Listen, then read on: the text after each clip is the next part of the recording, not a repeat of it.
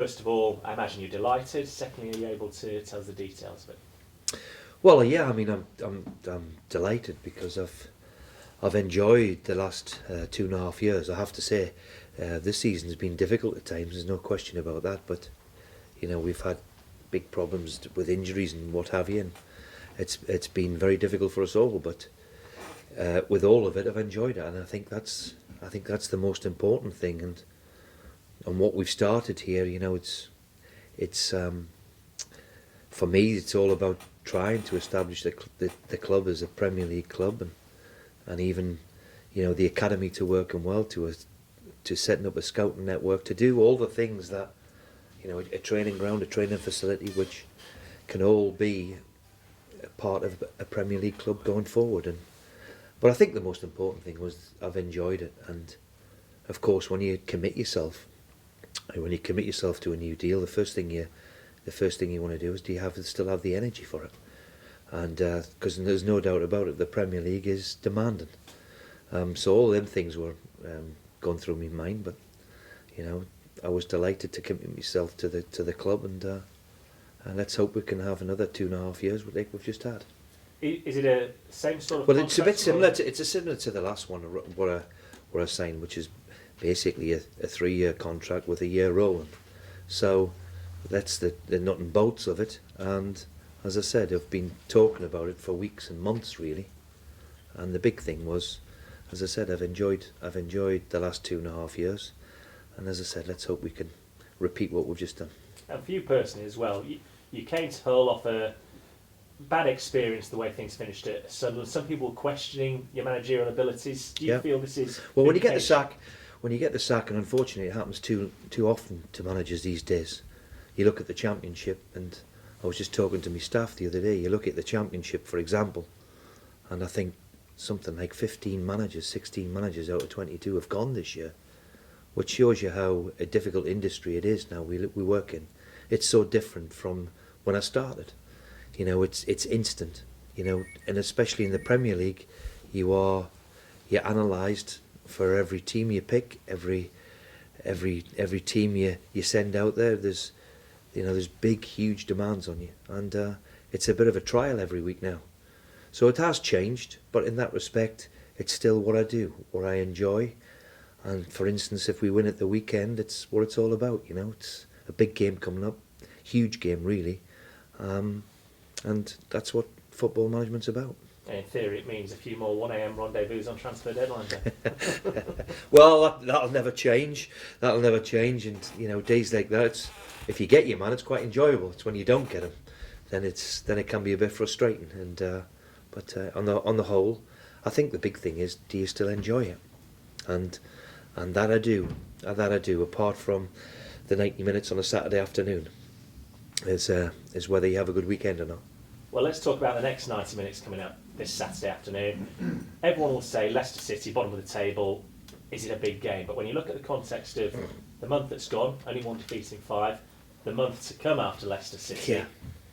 Well, my experience with it, no matter whether you play Leicester or one of the top teams, they're all difficult. And I think that's the beauty of this league. I think we all know who's going to be in the bottom 8, just like we can predict the bottom 6. You might not get the right in terms of numbers, but you know who's going to be there or thereabouts at the top end and at the bottom end. And it's the accumulation of points for us. And if we can get to 30 with 9 games to play, and if I'm going to be honest here, if we can beat Leicester, it's going to be very difficult for Leicester to catch us. With 9, 10, 11 points with 9 games to play. So there's the big incentive for us. If we can go to Leicester and get a result, then for me, it's going to be very difficult for Leicester to catch us. So I think that's what we've got to try and do, and in the context of the whole thing, if we can get to the magical 30 points mark with 9 games to play, psychologically it's a big, huge number. You look back at the game you had over the Christmas period, obviously not a good day for your Hull City then. Does that game in itself have any bearing on this? No, it doesn't. I mean, we played so well that day. It was one of them ones where I think we had something like 22 attempts on target, and didn't manage to score. But it was Leicester's day on that particular one. I don't think it has any real relevance at all with it. It's who plays well on the day and who has that bounce of the ball, and of course that little bit of luck, which obviously you need. Obviously, managers occasionally like to play a few mind games. We've already heard Nigel Pearson this week say it's a must-win game. But from his perspective, it probably is. Do you hear that? And Well, I think for us, the one thing, we need if we can get a result for us would be terrific. Because as I said, if we get a result, then it's going to be very difficult for Leicester to catch us. That's the way I see it. And for Leicester, yeah, possibly it is. You look at, with after today, we've got 9 games left. After the Saturday, we've got 9 games left. So they're all, we're counting down a little bit, and all to play for. So a big, huge game. Finally, from me, what's the team needs coming into this game? Well, I mean, there's been reports that Diami would be involved and this, that and the other. It's still a bit too early for him, unfortunately. We hope that he's joining in after the latest setback he had. We hope that he's joining in the middle of next week. But, he's been out for the best part of 4 months.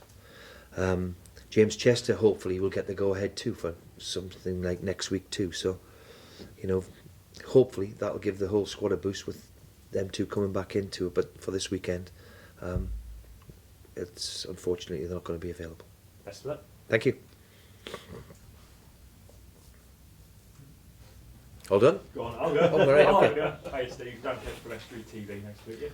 Aye, and you. Alright, what's the situation with Liam Rossignol? Is he going to be back for? Liam Rossignol's trained for the last 2 days, but then again, Liam has been. I think he got injured against Everton as well, which I think was December the 3rd. So I think he's trained the last couple of days, but had to come off his feet yesterday. He was, as you can imagine, very, very sore, but he's fine. So hopefully next week he'll have a full week's worth of training and put himself in contention for the Chelsea game. But too early for him this one. Sounds like you're going to have a good squad for next week then. Well, hey, listen, Gonna need it. it's only Chelsea come to town, so maybe we can play 12. That would help. That'd be nice, wouldn't it? Yeah. Dan Doy as well, contender for February Player of the Month. How much of a difference has he made to yours? Well, he's had a great start. He's got 3 goals in 3 games, which he started. So when you consider the context of that, it's been huge. So let's hope he continues that. It's the one thing that we did bring him to the club for was he scored goals in Denmark and he scored goals in Russia, and you hope that he can score goals in the Premier League. And he's had a great start. Touch wood. Let's hope that continues. Thank you, Steve. Nikita's knee, how is he? Yeah, he's okay. Today. He trained yesterday though, so Touch wood. touch wood. Yeah, that's all I do is touch wood. Brilliant. Good luck. Okay, Thank thank you. you.